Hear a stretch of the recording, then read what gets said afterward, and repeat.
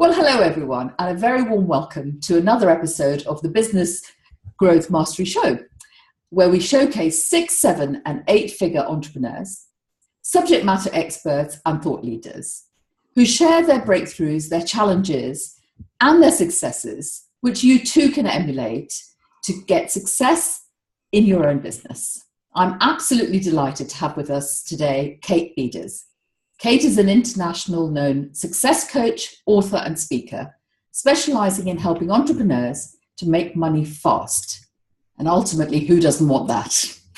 She has developed a powerful technique called Success Activator System, which combines her 3 areas of expertise of business development, tapping, and the laws of attraction.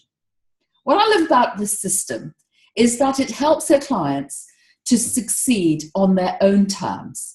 Now, many of you who are familiar with the show and my programs will know that we have explored this concept numerous times. Our success is very much in the eye of the beholder. And therefore, your definition may be quite different to mine or Kate's.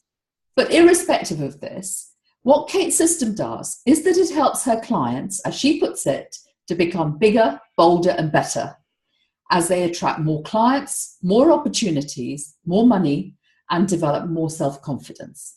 So irrespective of where your definition sits on that spectrum, you are going to find this of interest, I'm sure.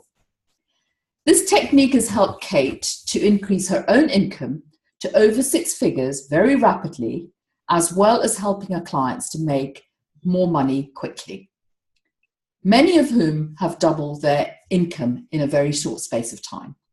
So Kate, a very warm welcome. Delighted to have you on this show. Thank you. I have to say, being from Boston, I'm just loving listening to your accent. And likewise, me yours. No, we're very, very happy that you're with us and that you're taking time out to talk to our listeners today. So very warm welcome. Thank you. So I always ask clients to kick off by telling us a little bit about some of your earliest memories of what you wanted to become when you grew up, because it sort of sets the scene for our listeners, particularly some who are wondering whether they're on the right path in terms of success. Sometimes we doubt ourselves. And so did you always have an entrepreneurial sort of line in your family? Did you always feel entrepreneurial? How did you come about doing what you do? So actually, I have kind of a 2-sided story. And to answer your question, yes, I did always have an entrepreneurial side. My great-great-grandfather actually started a business. And I remember years and years ago when I was a little kid it was in the Midwest. So it was about, 1,000 or so miles from where I live. And when we would go visit as a family, and I was like, wow, I just really like this. I like having the idea that he just kind of created this whole thing and it's all his. It just, when you're a little kid, you just get, you get impressed with big things. So that started out, and I was like, I kind of like the idea of being able to be my own boss. But so that's kind of the business side of me. And just for those of you who don't know me yet, I'm known for having both expertise in mindset and marketing. So that's kind of where the business side came. But the mindset, did you ever see the TV show Bewitched? Yes. Okay. So I did too. I used to watch the reruns, and I loved that show, and I'd walk around the house and wiggle my nose. And I loved how Samantha would just like wiggle her nose and the house would get clean, or the car would fill up, or the car would pull up in front, whatever, right? Yes. And as a little kid, I was like, wow, I love this. It's magic. And I just love the fact that whatever she thought about, she could make happen. And I used to think I was going to be her when I grew up. I figured when I grew up, I'm going to be just like Samantha and be able to have whatever I want, whatever I think about, just wiggle my nose, have it happen. And I really thought that would happen because my uncle actually created the TV show. Oh, wow. You kept the best bit to last. Exactly. So I thought genetically it was in my blood, to be that. Yeah. But what I really learned from it is obviously I didn't grow up to be Samantha, but I did really have this strong feeling and belief that there's no limit. It's like we can have what we want. And that's really part of the mindset teaching I do with my clients is really just being aware that, it's starting that whole process, and we can create our own abundance and all that. So it did start for me at a very early age. Of course, like most of us, society, stuff tries to like stop you and practical be real and all this other, stuff that they tell us and stop. But now that I'm back into my own, it feels really good to show up in my own brilliance. Brilliant. So tell us a little bit about, did you go straight, I know the answer to this, but did you go straight into your entrepreneurial journey, or did you, like a lot of us, start in a salaried state? So with me, I actually started out of college. I was a flight attendant. Oh, wow. Yeah, and I'll tell you something, being a flight attendant, especially someone who is, I am kind of shy technically, and I'm also a bit of an introvert, that you learn to talk to people. Also, it really helped me a lot, because now as a coach, when I'm working with people in their business, it isn't just straight business, like what strategy, it's like the fears and doubts and things pop up. And I'll tell you, when you're a flight attendant, you see everything. And I'm sure. I did that. I was a regional manager in retail. So I traveled all around the country. I was responsible for opening and closing stores. They would send me out, and I'd have to make a decision to say open or not. And I use that to these days, that when people come up to say, like, I don't know if I should keep my business or not. My boss gave me that power to say, like, do we keep the store? Do we close it up? Do we let everyone go? And so those are skills I learned. So now I'm able to help entrepreneurs that way. And then most recently, for about quite a while, I was a business development executive. So it meant I had to go, when you start off in that position, at least how I started, they didn't give me a list, right? Just like in our own business. It's not like they go, here, whoever runs a list of clients, they go, and they're all ready to spend money for you. So go spend your money. Go take their money. It isn't like that. I had to go from find clients out of nowhere and turn them into multi-million-dollar deals. And obviously that has been a skill that helped me grow my own business into 6 figures, and now teach my clients as well. So quite a diverse background. And of course, what we, as we know with many people, we can draw, as you've rightly said, on so many of those experiences as we go forward, not only in our own business, but helping our clients. And clearly you've got quite a lot of experience there. But they were quite different. They were quite different from the flight attendant right through to the business executive, and then your own business as a coach. Describe some of the challenges that you've faced on your journey so far, and most importantly, how you've overcome these. So how I've overcome it. One or two really key challenges that you've had in your life, in your work life. I would say basically every time I've had this happen where I have made a shift, I've always had a really great mentor. Right. And I will tell you that in corporate and all that stuff, in my other positions, it wasn't so much about hiring. Now, of course, coaching is huge, but it wasn't so big then. So, but I've always had a mentor. Now, of course, I pay for my coaches. So that has been a huge thing, because you need someone to guide you. And the other thing is understanding about mindset, and getting the help to help me through all my fears and doubts, because we all have our own stories that we tell ourselves over and over again that hold us back. So between the two things of having the mentor to tell me the strategy part, and then the support with the mindset stuff, has just made all the difference. That's why I've been successful each and every time. Absolutely. I couldn't agree more. If I reflect back on my own career, which is like yours, is very different and very varied, it's always been the mentors that have assisted in that process and been the sounding board for helping us through that process. But we need it. Absolutely. We all need it. And we need it throughout our career, irrespective of where we are, however successful we are. And the more successful we become, the more we need them, of course, as we go through. But what I'm hearing is that they were quite tremendous changes for you through that process. So what made you have that first leap, say, from the flight attendant to the next job?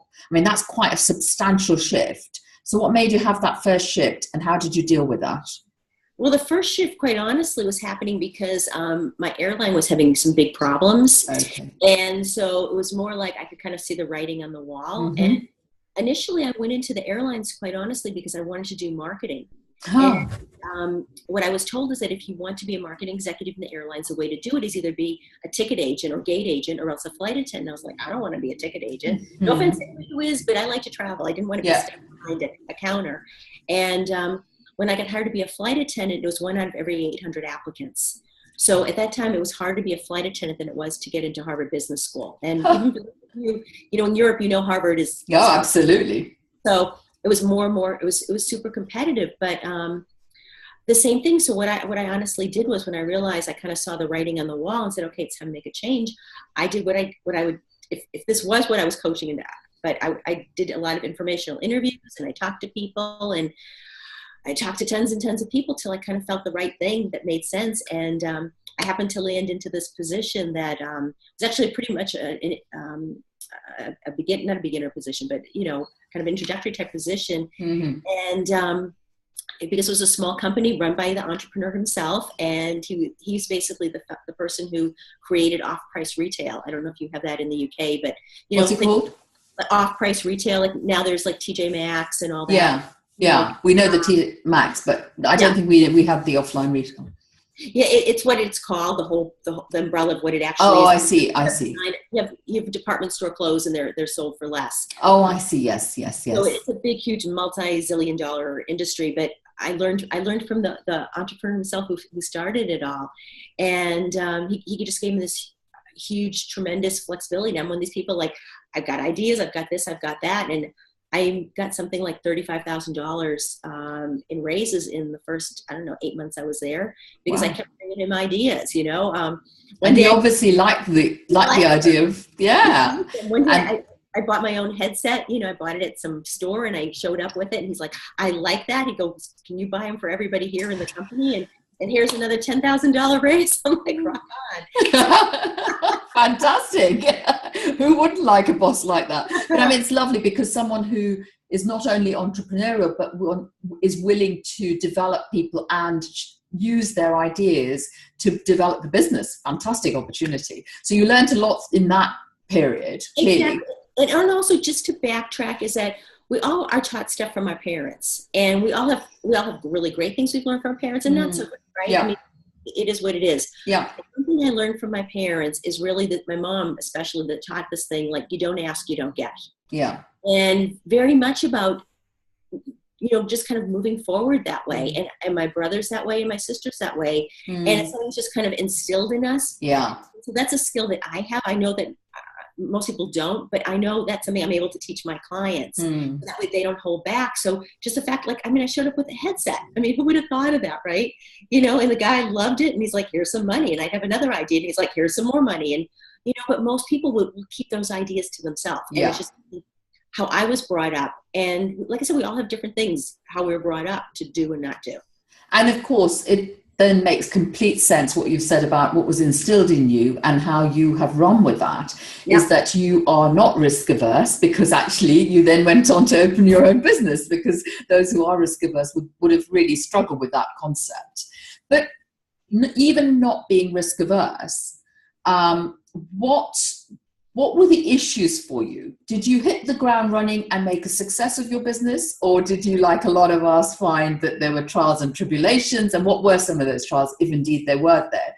What were the trials and tribulations? So I'd love to tell you, like, all this marketing material out there, that I started from nothing and made $1 million in my first day. That's why I'm asking, because I don't believe a word of it either. You know, we're also these ads on Facebook, and honest to goodness, it's like, how do these people sleep at night? Exactly. I've yet to meet a single one, and I've met many millionaires in this business, but no, I've yet to find one. If they're being honest. Lots of people, and it's just. But anyways. So what happened to me is that my business is what's called an accidental entrepreneur. And I started my business quite accidentally, because the way, and I'm doing some quotes, the way you should do it is, like, you have your business plan, and you've got this and you've got that, and you start getting clients while you're working a regular job or a career. And then when you finally get enough, then you replace that income with your business, and you say goodbye to your job. I kind of dived in, and again, like you said, not risk averse. I just kind of did it.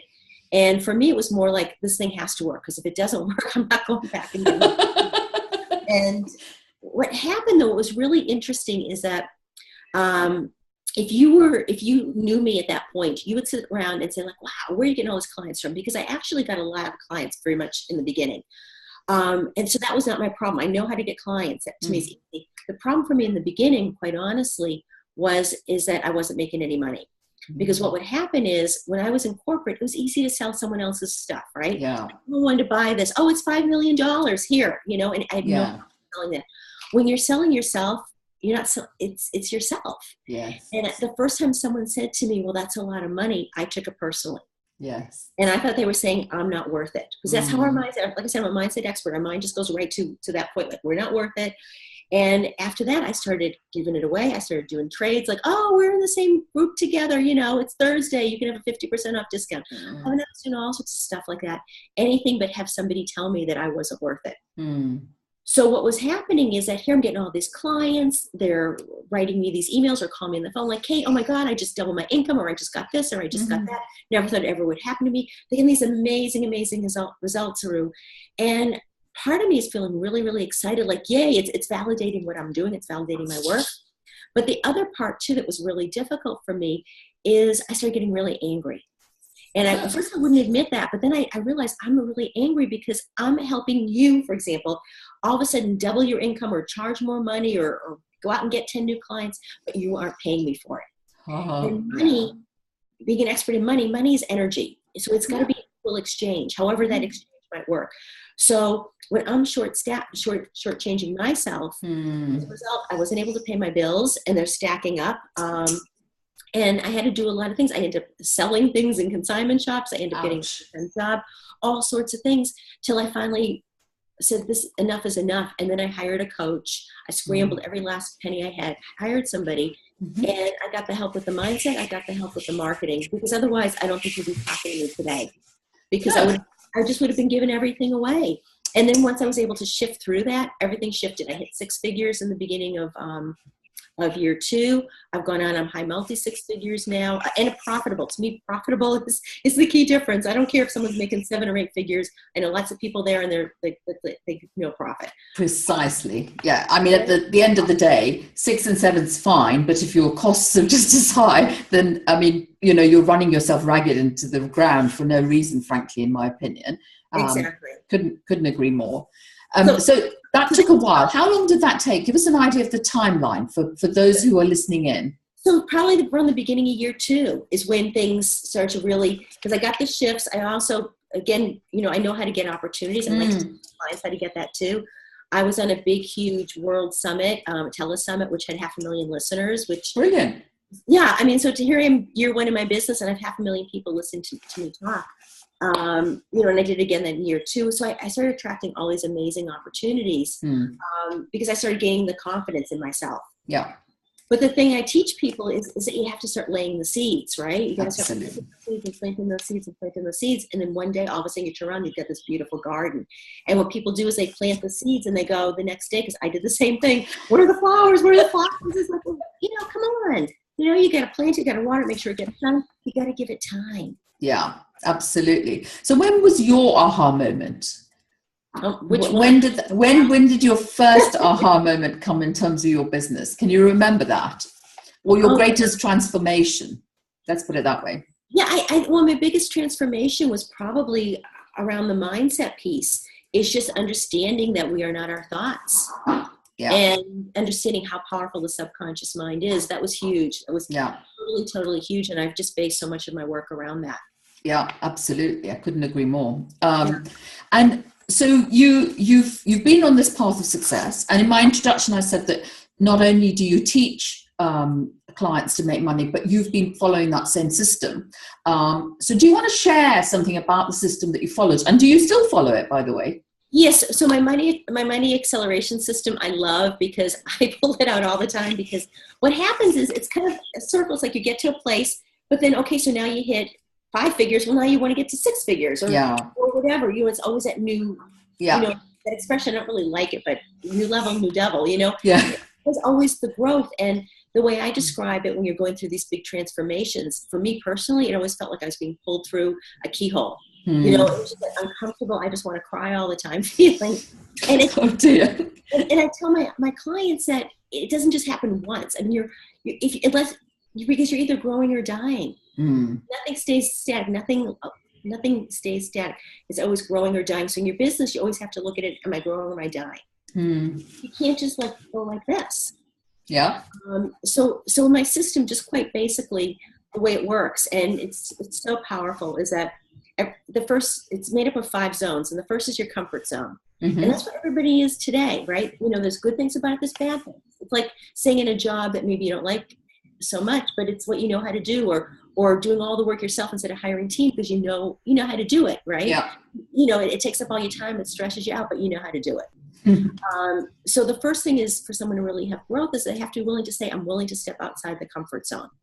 And like I said, that's how I used to feel being pulled up through a keyhole. But you have to be willing to say, I'm willing because I want something better. I want something more. I want to be more in my life. Yeah.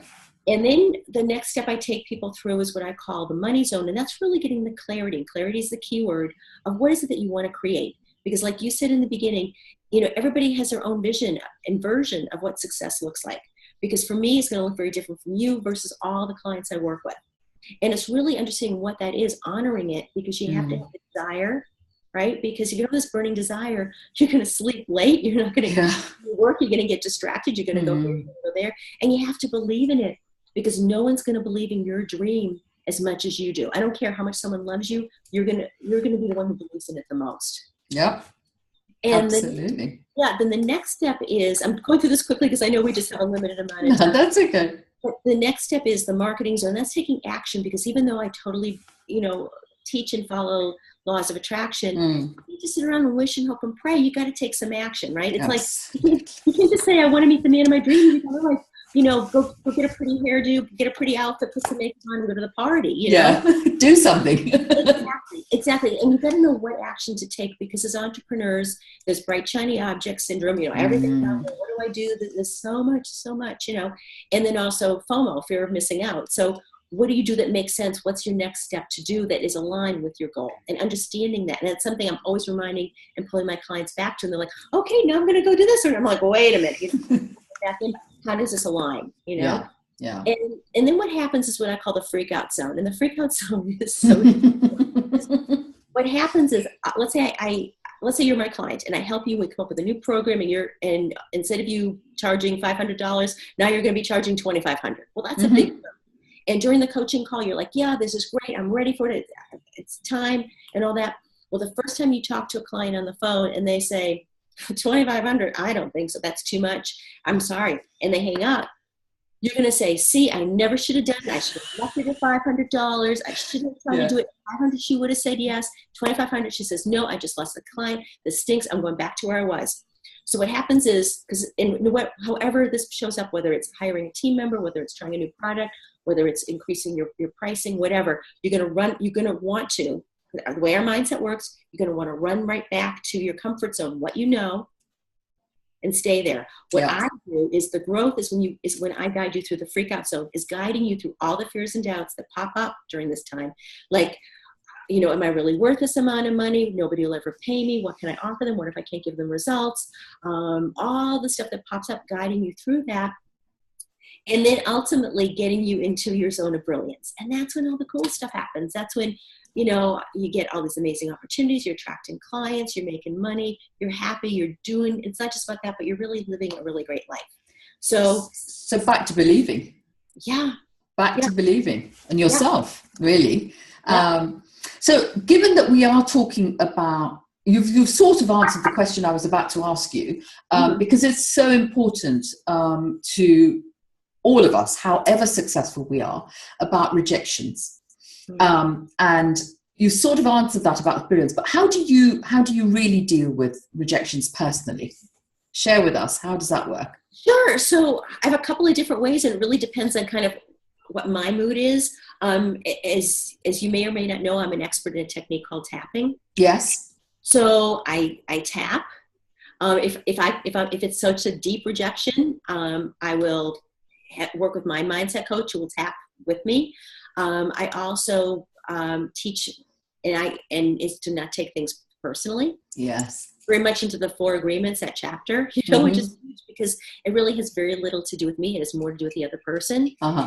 And then I also look and say too, I put some space in between and say, is there anything here I own? Yeah. Because Jack Canfield has this expression that you say next. Jack, I used to interview him several times when I had my radio show, and I loved how he said that. It's next. It's like, it's not, my life does not end because someone says no. But I do also look and say, is there something maybe I could do differently? Do I need a little bit additional training from my coach?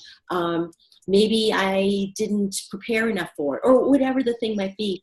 I don't own the whole thing, but I also look at, is there something that I need to taking responsibility and learning from that process, really, as you go along, and moving on as well. So there's 3 parts to it, isn't it, in that process? Excellent. Yeah. I love that tip.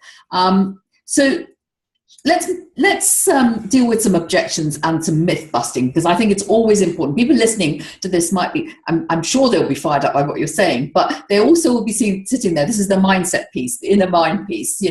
Yes, great for Kate, great for Hiru, but I'm not sure. So let's deal with some of the objections that are coming to mind to me. So things like, can I really make a decent amount of money from my own business, having never really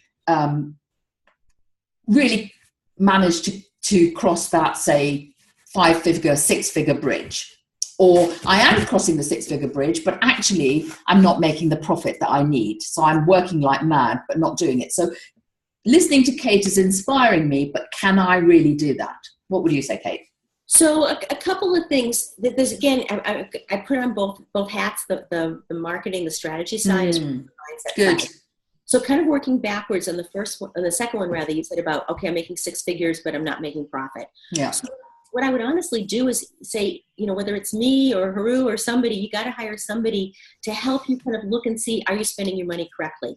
The other thing you want to look at too is, are you working in your business instead of on your business? Mm-hmm. Because that's a big thing we do. And I know I get guilty of it too. Do you get guilty of it? Absolutely. You get caught up. So what that really means, if you haven't heard that expression, is that you get so caught up with the minutia, all the little stuff, that instead of focusing your zone of brilliance. So your money making is in your zone of brilliance. So if you're caught up in, let's say, setting up an e-zine or something like that, and that's not your zone of brilliance, you shouldn't be doing it. And let's say you're a social media person, do your social media stuff. Let somebody for $5, $10, $15, $20 an hour, wherever, there are all different ranges all over the world, up to $100 an hour for that type of thing. Hire somebody so that way you can stay in your own place. So I would tell you that for strategy. I would also want to know too, from mindset piece, kind of questions like, what's the most amount of money you've ever made? Mm-hmm. I want to know what your money stories are. I want to know why you're doing this, because if it's just about the money, we all know we could just go get a job somewhere. It'd certainly be absolutely. And that's usually not the right driver for success anyway, not long-term success in my book. Exactly. So really, actually, for all of those questions, I would go back to both the strategy and the mindset. So what are you doing? For the person who isn't making much money, I'd really want to know what they're doing, because I find that most people I work with who are not making much money, they spend a lot of time in front of the computer. Yes. You're doing that. I know you're doing that. Yes, absolutely. Absolutely. Get out. Yeah, get out, talk to people, do things. Absolutely. And it sort of leads into the next 2 that I'm going to ask you to bust as well, in terms of myths. And one of them, you've sort of, again, touched upon it, which is, you said about charging. Mm-hmm. But I wanted to ask a slightly different question, which is, I'm not good enough to charge what others do. That's a very common one that I come across, because like you can't be a business coach without dealing with the mindset piece. So I do. And many people will say, and I, like you, are also suggesting that sometimes they're undercharging, or maybe they should have a range of products with different pricing. And often there's this reluctance, however established they are, that they're just not good enough to charge what others do. What would you say to that? And I think that's a really, really common fear, because I think it does tend to happen, because in the beginning you might be charging $50, and I'm using US, dollars, and then maybe you go to 100, then it's $250. So every time you do it, there's always going to be a twinge of that. Yeah. And again, what I like to do is the mindset work, about the person's beliefs about themselves. Again, I want to know what their relationship is with money. Okay. Because people are holding money stories, and especially if you're the type of person who is a healer. That's why, to me, I had a lot of conflict, because the work I do is part people's inner story, their inner game. And so there's a lot of like, oh no, you can't charge money to help. So it's really how people kind of work through that. So what you have to understand is that you probably are holding on to a lot of stories, and what I call a Kateism is it's time to return that old story to the library and write a new one. want to change, okay? Because you do have to start changing your beliefs about yourself, about your services, and understand the value of them, as well as your relationship with money. That all has to change.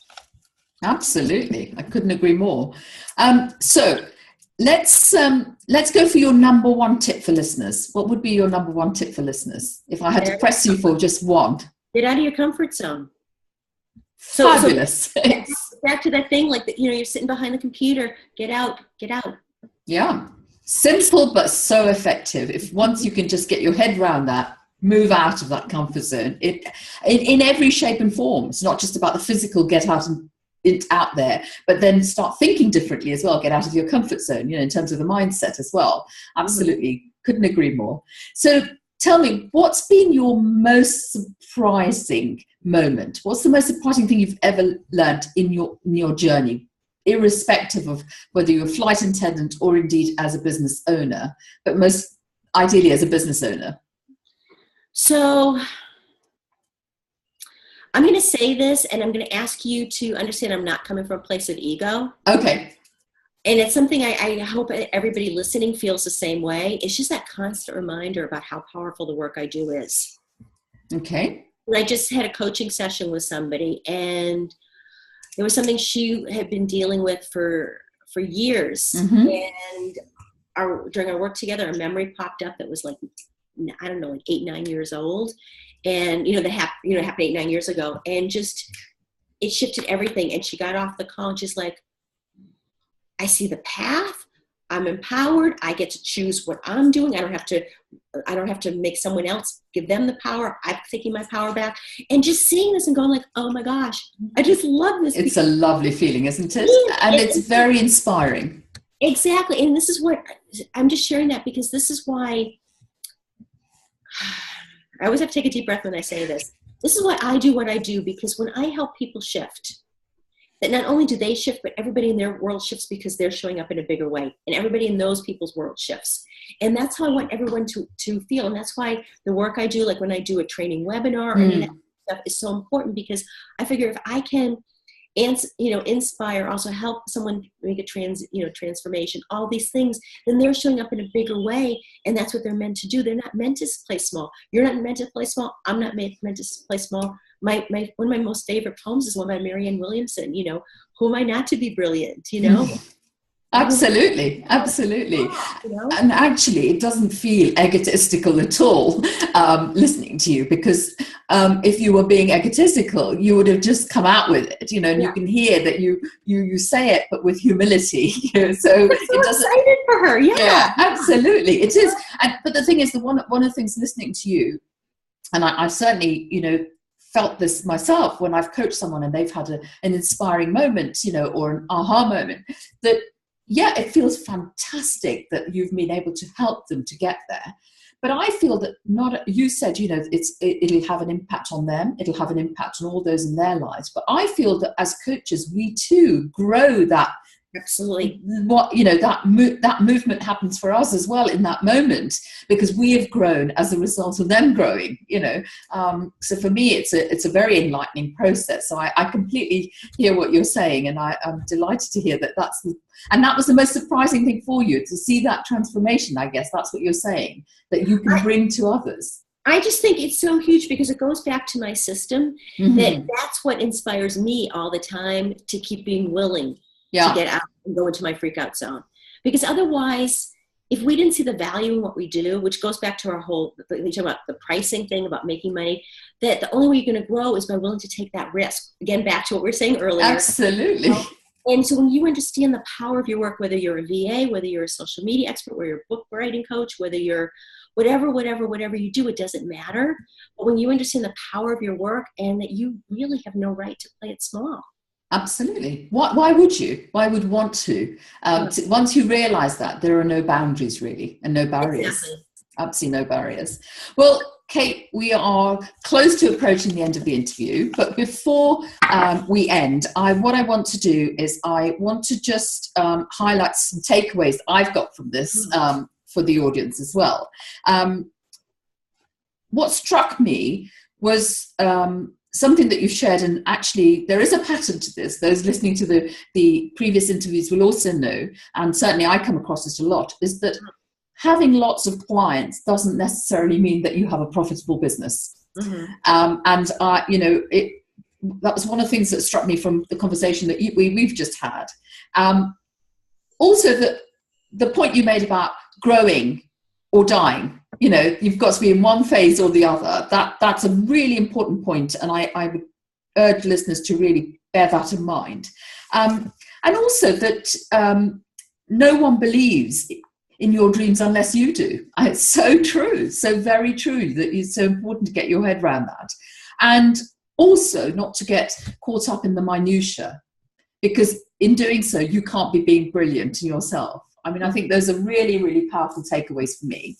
So I wanted to just let the listeners know that you have so very kindly agreed to invite the listeners to a free webinar training that you've got coming up, where you are going to be sharing your whole sales conversation. And I just want to be sure people understand this. This is something that Kate actually charges thousands of dollars for normally, and she is making this complimentary webinar training available for listeners on this program. It's going to be happening in the middle of March, but you can go ahead and sign up for it straight away by actually going to effortlessenrollmentsecrets.com/Hiru. So that's effortlessenrollmentsecrets, all one word, .com/Hiru. I know it's going to be full of the most amazing tips that you're going to receive, actual tips on how to have a sales conversation end to end. This is going to be a brilliant resource for you. If you've enjoyed what Kate has had to say, and I'm sure you have, go ahead and opt in for this webinar, because it's going to be absolutely fantastic. Kate, can I just thank you for being a brilliant guest? Thank you for sharing all your successes as well as some of your anxieties, and being so candid about all that you've had to say today. Thank you so much for being our guest today. Thank you so much for this. I as you can tell, I love sharing my message from Boston. And for those of you who are listening and watching, I really hope you join me on this upcoming webinar. It's brand new. I've never done it before. I am over the moon excited. My coach is like, I can't believe you're doing this. She goes, people pay thousands and thousands of dollars, but I'm just like, this is the year, man. This is the year. Everyone's going to get out and show up in their brilliance. So I will be there. I'm sure the listeners will be there too. Looking forward to it.